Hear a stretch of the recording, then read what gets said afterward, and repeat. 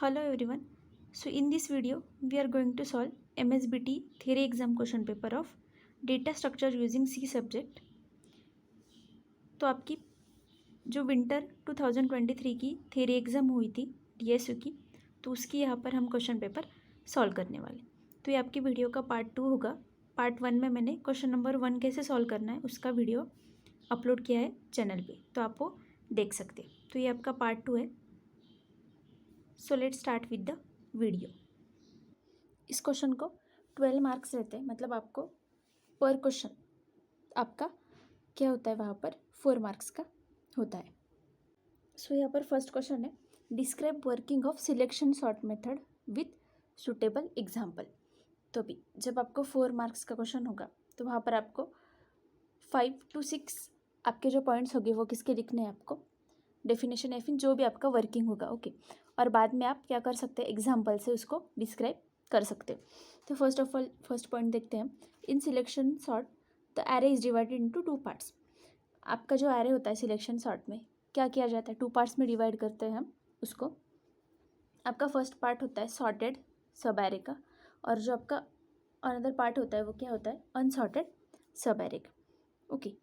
तो बाद में आपको क्या करना रहता है, अनसॉर्टेड सब एरे में से आपको स्मॉलेस्ट वैल्यू पिक करनी होती है, और ईच और एवरी पास में आपको उसको क्या करना रहता है, exchange with the first position element. जो भी आपके अनसॉर्टेड एरे का जो आपका फर्स्ट एलिमेंट होगा, okay, each and every step में उससे आपको स्वैपिंग करना उसको होता है।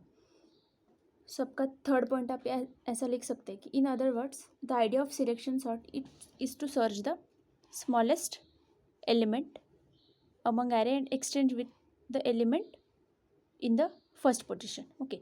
तो अभी ये फर्स्ट पोजीशन कब रहती है, आपको कब सॉर्ट करना रहता कि जब आप फर्स्ट पास में होगे, तो हर एक पास में आपको पोजीशन भी चेंज करनी होती है। तो हम अभी एग्जांपल देखते हैं सिंपल सिलेक्शन सॉर्ट का। तो हमने क्या लिया, ये एरे लिए, ओके। अभी सपोज मैंने n वेरिएबल जो आपका होगा वो एरे की साइज डिफाइन करेगा वहाँ स्पेसिफिकली। तो यहाँ पर आपके एरे में सपोज 6 एलिमेंट्स प्रेजेंट है, तो आपको कितने पासेस में आंसर आना चाहिए, n-1 पासेस में। तो हम अभी देखते हैं। तो फर्स्ट ऑफ ऑल आप क्या करोगे, ये एरे में से फिर से मिनिमम एलिमेंट फाइंड करोगे। अभी मिनिमम कौन सा आपका 6, उसको क्या करोगे, फर्स्ट पोजीशन का जो एलिमेंट होगा उससे स्वैप कर दोगे, ओके। मतलब एरे आपने डिवाइड सॉर्टेड और अनसॉर्टेड सब एरे में, ओके। ये पार्ट हुआ आपका सॉर्टेड का, ये हुआ अनसॉर्टेड का। फिर से आप दूसरे पास में क्या करोगे, मिनिमम एलिमेंट फाइंड करोगे अनसॉर्टेड सब एरे में से। उसको क्या करोगे, ये जो आपकी फर्स्ट पोजीशन होगी अनसॉर्टेड सब एरे की, उससे क्या करोगे, सिंपली स्वैप करते जाओगे, ओके।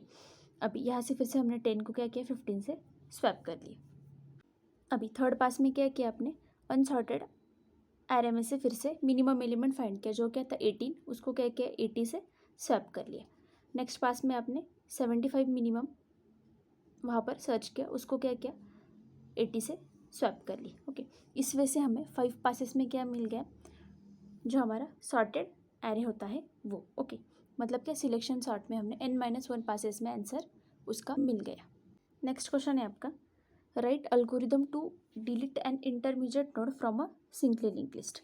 इंटरमीडिएट मतलब क्या, जो आपकी मिडल की कौन सी भी नोड होगी इन अ गिवन लिंक लिस्ट, वो क्या करनी है आपको, रिमूव करनी है, ओके। तो उसके लिए आपको क्या लिखना है, अल्गोरिदम। तो सिंपली आप जब अल्गोरिदम लिखते होंगे तो आपको वहाँ पर कुछ डायग्रामेटिकली भी आप रिप्रेजेंट कर सकते हो कि जो कि आपको समझने को भी ईजी जाएगा। और जो अल्गोरिदम है, जो भी आपकी पेपर चेकिंग जब होगी तो आपको वहाँ पर ज़्यादा से ज़्यादा मार्क्स गेन कर सकते हैं आप, ओके। तो यहाँ पर क्या लिए, एक सिंपली लिंक लिस्ट क्रिएट करके लिए जहाँ पर कितने नोड्स प्रेजेंट है, 4 नोड्स, ओके। तो आपको क्या करनी, इंटरमीडिएट नोड अभी यहाँ पर डिलीट करनी है। अब हम क्या करेंगे, कंसिडर करेंगे कि नोड 3 जो है हमें क्या करनी है, वो डिलीट करनी। तो सबसे इनिशियली आप जब अल्गोरिदम लिखोगे तो वहाँ पर आपको क्या लिखना है कि हमने क्या किए, टेम्प और क्यू कहकर क्या किया, 2 नोड है वो क्रिएट कर लिए, ओके। उसको आप टेम्पररी नोड भी बोल सकते हैं। ये जो 2 नोड है वो क्रिएट कर ली, और जो आपका नोड 3 होगा वो किसको असाइन कर दिया, क्यू को, और जो आपकी नोड 2 होगी वो किसको असाइन कर दिए, टेम्प को। मतलब अभी आप ऐसा बोल सकते हैं, टेम्प ऑफ जो आपका नेक्स्ट होगा वो क्या होगा, क्यू का एड्रेस होगा, ओके। और सिंपली आप जब क्यू का नेक्स्ट होगा तो आपको अगर वो डिलीट करनी होगी तो उसको क्या कर देना होगा, नल। तो अभी हम एल्गोरिदम, तो ये एल्गोरिदम है। तो फर्स्ट स्टेप क्या क्या, create temporary node as temp and Q. हमने 2 नोड क्रिएट कर लिए। ओके, हमको कब तक ट्रैवर्स करनी है लिंक लिस्ट, जब तक हमें डिलीट की जो हमारी नोड है वो मिल नहीं जाती। सो स्टेप 2 में क्या करेंगे हम, change the link field of the node 1 before Q to point to the node where Q's link field is pointing. मतलब आपका टेम्प को नेक्स्ट जो होगा आपका, उसको क्या कर देना है, क्यू का एड्रेस सेट कर देना है। Okay, 1 node before Q is to be temp, set temp of next is equals to Q of next. अभी मतलब क्या है यहाँ पर, टेम्प ऑफ जो आपका नेक्स्ट होगा वो क्या होगा, क्यू ऑफ नेक्स्ट होगा। अभी क्यू ऑफ नेक्स्ट मतलब क्या, क्योंकि आगे की जो नोड होगी उसका जो एड्रेस होगा वो किस में स्टोर होगा, यहाँ पर क्यू ऑफ नेक्स्ट में। और सिंपली आपको क्यू ऑफ नेक्स्ट को क्या कर देना है, नल कर देना है। तो इस वजह से आपने क्या किया, जो आपका क्यू पॉइंटर होगा वो डिलीट हो जाएगा और आपकी जो नोड थी वो क्या हो जाएगी, नोड 3 जो आपने कहाँ पर स्टोर की थी क्यू में, वो क्या हो जाएगी, सिंपली डिलीट हो जाएगी। सो यहाँ पर नेक्स्ट क्वेश्चन है, differentiate between tree and graph with respect to any 4 parameters. तो 4 पैरामीटर्स के बेसिस पे आपको ट्री और ग्राफ में का जो डिफरेंस है वो लिखना है। तो अभी केस स्कीम में शायद से ग्राफ नहीं है, तो इसलिए आपको ये क्वेश्चन आपने स्किप किया तो भी चलेगा, लेकिन ये हमारी जो क्वेश्चन पेपर है तो उसमें आया था लास्ट ईयर की। सो हमने फर्स्ट पॉइंट क्या लिखा ट्री में, कि वो एक हियरार्चिकल डेटा स्ट्रक्चर है जहाँ पर क्या होता है, collection of nodes, and tree में क्या रहता है, सिर्फ एक ही सिंगल रूट नोड होता है। वैसे ग्राफ क्या है, आप ऐसा लिख सकते हैं कि collection of nodes and edges. Next point tree का क्या लिखा है, there are no cycles form in between nodes. Tree में साइकिल्स फॉर्म नहीं रहते। ओके, वैसे ग्राफ में आपको क्या रहता है, cycles form in between the nodes. यहाँ पर थर्ड पॉइंट ट्री में, if there are N nodes there would be n-1 edges. जब ट्री में n नोड्स होंगे प्रेजेंट, तो आपका जो फॉर्मूला है वो क्या होगा कि वहाँ पर n-1 एजेस प्रेजेंट होंगे। तो वैसे ग्राफ में फॉर्मूला नहीं है, each node can have number of edges. So next point आप फोर्थ क्या लिख सकते हैं, जहाँ पर आप डायग्रामेटिकली ट्री और ग्राफ को रिप्रेजेंट कर सकते हैं।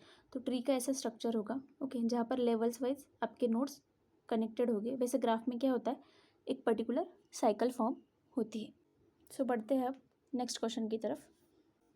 सो आपका नेक्स्ट क्वेश्चन क्या है, convert the given infix expression to postfix expression using stack. Okay, तो ये सिंपली क्वेश्चन है, आपको 4 मार्क्स को आया है। The details of stack at each step of conversion, मतलब आपको हर स्टेप 1 बाय 1 क्या करना है, स्टेप्स वहाँ पर लिखते जाने। तो हमारे पास ये एक्सप्रेशन है, आपको क्या करना है, उसे पोस्टफिक्स फॉर्म में कन्वर्ट करना है। ओके, तो हम सिंपली 3 कॉलम बना लेते हैं। फर्स्ट होगा आपका इनपुट का, नेक्स्ट होगा स्टैक का, और थर्ड होगा पोस्टफिक्स एक्सप्रेशन का। सो यहाँ पर फर्स्ट इनपुट सिंबल कौन सा है आपका, ए।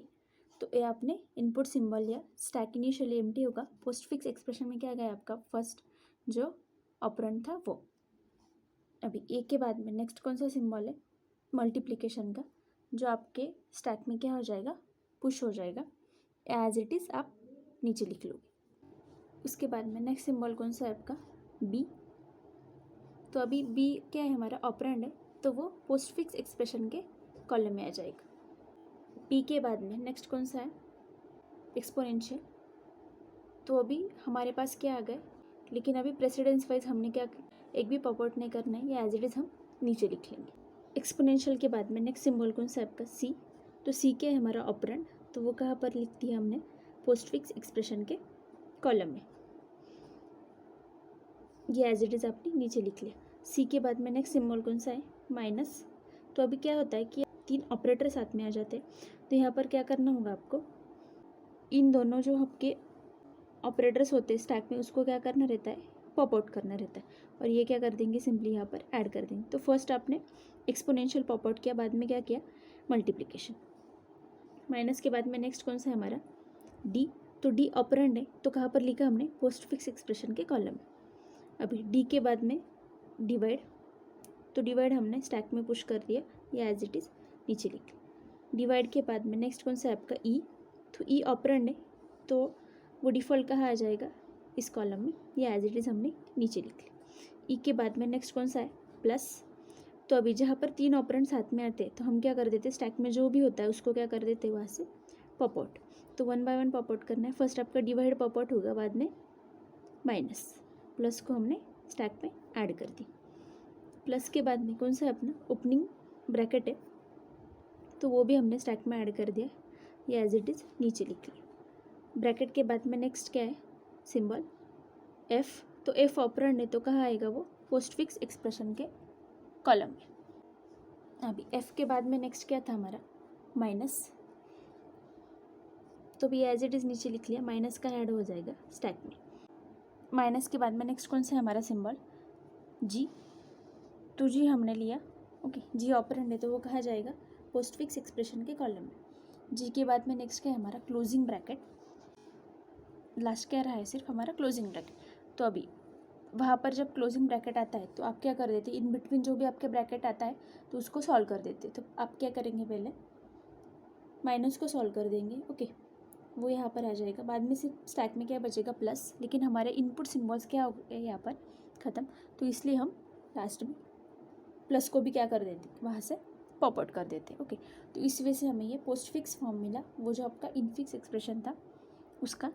तो ये सब आपको कुछ सिंपल ट्रिप्स ध्यान में रख के सॉल्व करते जाना है, ओके, आपका जो क्वेश्चन पेपर होता है वो। तो ऐसे ही मोर वीडियोज़ के लिए आप चैनल को सब्सक्राइब कीजिए। So thanks for watching.